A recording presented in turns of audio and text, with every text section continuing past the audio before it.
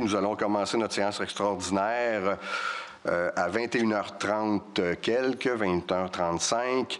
Je vais procéder à la lecture de l'ordre du jour. En 1, ouverture de la séance. En 2, adoption de l'ordre du jour. En 3, adoption du procès-verbal du 12 décembre 2022. En 4, fin du processus de PPC-moi situé entre le 198 à 202 rue Beaubien.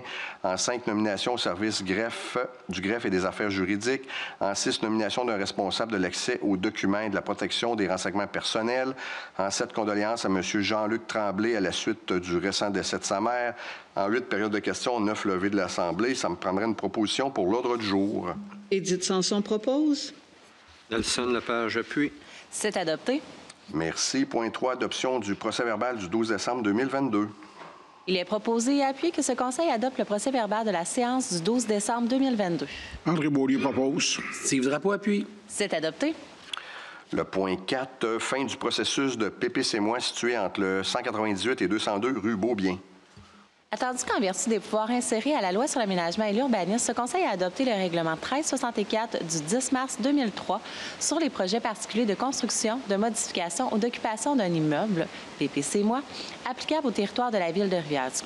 Attendu que le projet particulier de construction 22-453, daté du 10 mai 2022, déposé par ADN Architecture, fermement daté par M. Jean Anctil pour le lot numéro 6 115 099 du cadastre du Québec, situé entre les 198 et 202 rue Beaubien, dans la zone 15 RA, consistait à construire un ensemble résidentiel de 36 logements sur un lot composé de 6 bâtiments de 6 unités. Attendu que le projet de résolution 376-2022, adopté en séance extraordinaire le 12 juillet 2022, a été soumis à une assemblée publique de consultation le lundi 22 août 2022 à 20h à la salle du Conseil de l'Hôtel de Ville, situé au 65 rue de l'Hôtel de Ville. Attendu que, suite à l'Assemblée publique de consultation, ce Conseil a souhaité que des modifications soient apportées au projet afin de tenir compte des préoccupations du voisinage. Attendu qu'une coquille a été décelée dans le texte de l'avis public sur le site de l'immeuble sur la date de l'Assemblée publique de consultation. Attendu que, dans ces circonstances, un nouveau processus de modification sera enclenché suite au dépôt d'un nouveau plan. En conséquence, il est proposé et appuyé que ce Conseil mette fin au présent processus de projet particulier de construction, de modification, d'occupation d'un immeuble, PPC-moi, et n'adopte pas le second projet de résolution 376-2022 concernant la demande de PPC-moi déposée par ADN Architecture, fermement datée par M. Jacques Anctil, pour le lot 6 115 099 du cadastre du Québec, situé entre les 198 et 202 rue Beaubien, dans la zone 15 RA, consistant à construire un ensemble résidentiel de 36 logements sur un lot composé de 6 bâtiments de 6 unités, conformément au projet 22-453, daté initialement du 10 mai 2022 et déposé le 7 juillet 2022.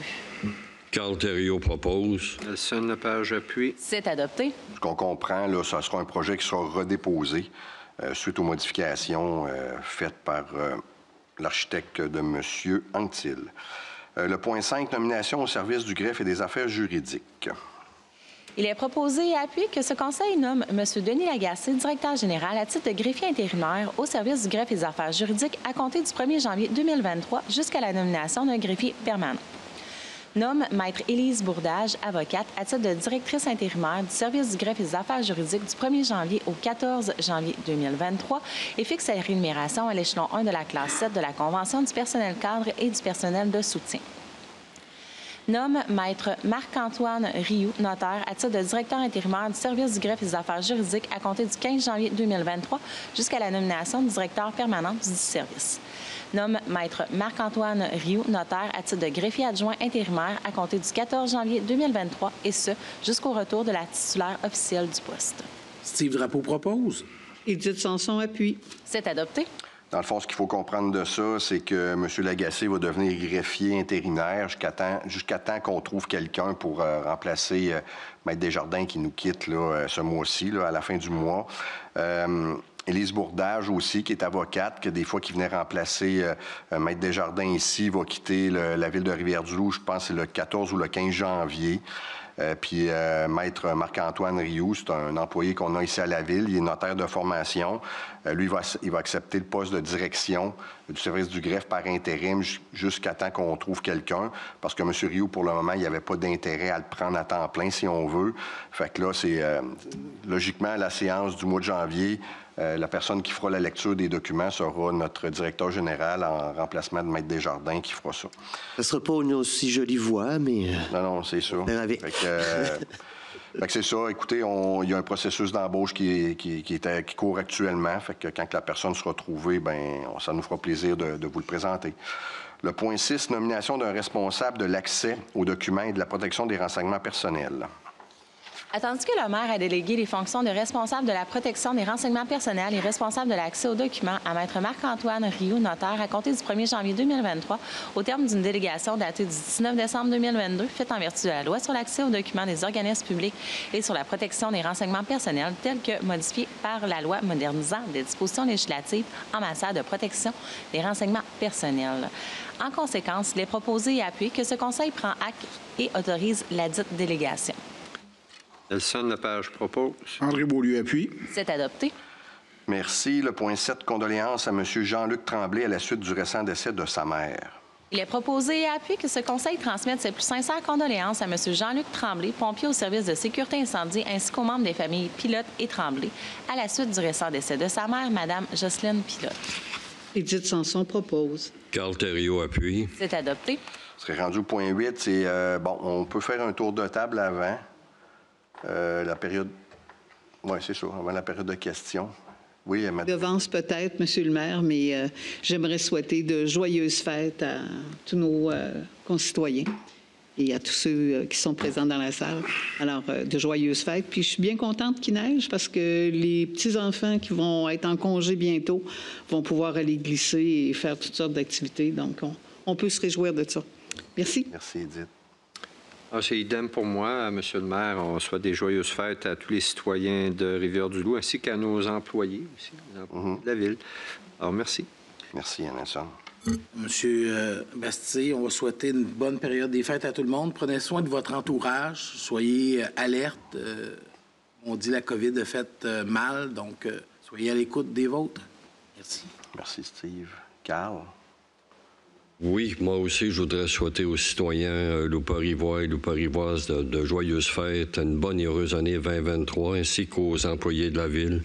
Et aussi remercier Mme Desjardins qui répondait de façon extrêmement rapide à tous les courriels qui, comme on le sait, sont toujours pour une réponse hier, mais on l'avait dans un délai extrêmement rapide. J'ai bien apprécié sa qualité de service. Merci, Mme Desjardins. André? Joyeuses fêtes à tous les citoyens. Prenez soin des vôtres. Passez du bon temps en famille. Puis avec ceux que vous aimez, c'est important. Oui, bien écoutez, c'est la même chose pour moi. Je ne serais pas très original, mais effectivement, puis pour rejoindre la ville, s'il y a des interventions d'urgence là, parce qu'on va être fermé du 23 au 2 janvier inclusivement. Moi, je pense qu'on revient le 3, mais il y a toujours la ligne d'urgence, 862-21-21. Puis moi aussi, de mon côté, je veux saluer Caroline. Merci pour ton travail au cours de ces 2 années comme greffière en remplacement de Maître Deschênes. Les souliers étaient grands chaussés, mais tu as relevé le défi avec brio. Tu vas nous manquer, c'est bien évident. Puis, bonne chance dans ta quartière future. Puis, si tu passes dans le coin, viens frapper à notre porte. On va tout le temps content de t'accueillir. Fait que je sais que M. Lagacé, oui, j'ai entendu dans la salle. Y a-tu quelque chose? Mme Desjardins va venir poser des questions. Oui, elle pourrait sans problème. Oui, M. Lagacé, vous aviez un petit mot. Effectivement, je vous avais annoncé, M. le maire, que je voulais prendre la parole pour rendre hommage à Maître Desjardins qui a eu un passage pas très long chez nous, mais qui a débuté en juin 2016 et qui a occupé effectivement la fonction de directrice depuis 2 ans. Ça a été un passage court, mais un passage très apprécié. Maître Desjardins, c'est une personne qui est un modèle de rigueur, de professionnalisme, qui est engagée, dévouée, volontaire, toujours empressé à vouloir nous aider, nous assister. Je pense que j'avais demandé aujourd'hui à mes collègues d'être présents, par solidarité avec le Conseil pour l'adoption du budget, mais aussi pour se joindre à moi pour souligner ce départ-là qui nous attriste parce qu'on appréciait beaucoup travailler avec elle. Alors, Caroline, au nom de l'ensemble de mes collègues, je te souhaite le plus grand des succès dans cette nouvelle carrière-là. Puis, on a beaucoup apprécié ta collaboration avec nous. Merci beaucoup.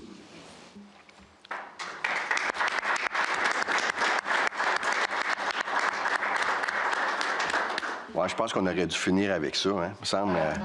On va revenir avec une période de questions après. Écoutez, là, ben, c'est questions sur l'ordre du jour, bien évidemment. On n'avait pas grand point sur cette rencontre-là non plus. Fait que s'il y a des questions là, sur ce document-là qu'on vient de passer ce soir, les résolutions, la parole est à vous. Sinon, on se voit en 2023. Non, ben, c'est une séance extraordinaire, c'est par rapport à ce qu'on a passé ce soir. Oui. Une lettre collective qui est adressée En fait, c'est sûr que la loi sur les cités et villes prévoit que lors des séances extraordinaires, il n'est disposé, en fait, que des sujets qui étaient à l'ordre du jour. Donc. Fait qu'il n'y aurait pas de questions là-dessus. Ben, je vous remercie. Bonne fin de soirée, puis bonne année. On se revoit en 2023.